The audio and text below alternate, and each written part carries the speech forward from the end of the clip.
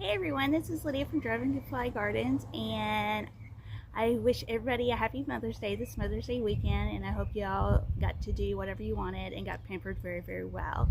I wanted to come on here personally and face and say this is a year that I finally get to buy all the containers that I need to grow my actual garden that I really want to grow. I know I've said that before, but this has actually happened because the stuff is already ordered and I'm waiting for it to all come in, from ground cloth to grow bags. We're buying the raised beds. Soon as I'll have T-posts and fencing and just everything that I want, except for a few little things that I'm going to be doing next summer. But it is actually happening, and I'm so excited. So let's walk around and take a look at for sure what is going to be taking place over this summer, and I cannot wait to show you. So here, I have the onions, and they're as close as I want it to be to that pampas grass, and that's going to have to be trimmed back. But onions and like radishes, beets, the smaller turnips will be all growing in there. This is going to be for garlic, which is going to be taking like most of the time. I'm just going to grow garlic as soon as, some come up. I might grow some other small things, but garlic will be growing there. In this space, I'm not really sure what I'll be planting. Probably squashes and like squash. Maybe some cucumbers in here, but this will be ground cloth and grow bags. So of course in this bed right now I have potatoes, and you can see the beans are finally reaching the top, which is really awesome. They got some more down there, but I'm not really sure how much more longer the potatoes will be, but carrots is going to go in here this fall. And I know somebody else is doing the same thing. Once they pull the beans, they're going to put their carrots in the same containers. So that's what's going here. Of course, this is not moving. So here in this bed will probably become my cucumber bed, because okra really truly doesn't need a trellis, and I really need like a trellis area for like snap peas or beans or something like that, cucumbers. So it will be here with some other plants in the bottom. So back here, of course, will be like anything else I want to grow.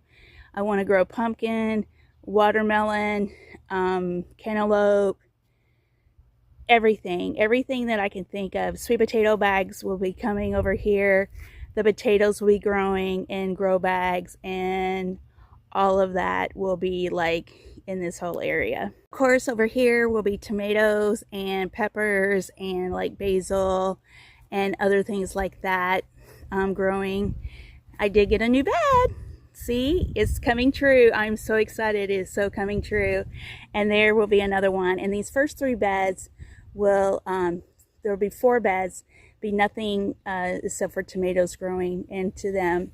And then very back here on this very last row, I plan to plant Herbert squash and things like that. I tried it 2 different times.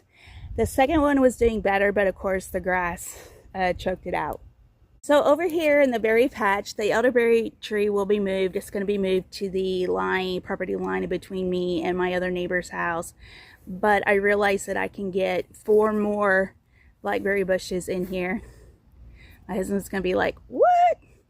But, and they will be done in grow bags. Now these grow bags that you see right here and right there are 25 gallon, and they are still too small.